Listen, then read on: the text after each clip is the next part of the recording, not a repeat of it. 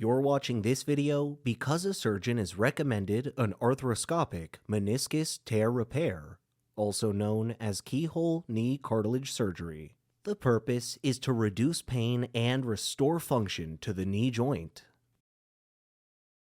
This keyhole operation involves making small cuts around the joint to insert a camera and instruments. The joint is filled with a saltwater fluid to expand it and create room for the surgeon to operate.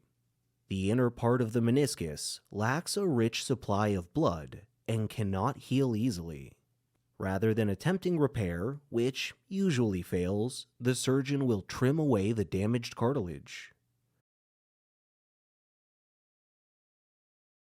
The fluid is drained at the end of the procedure. The cuts are then closed with stitches. The contents of this video are a general depiction of this procedure and the risks involved. It's not necessarily accurate for your personal situation.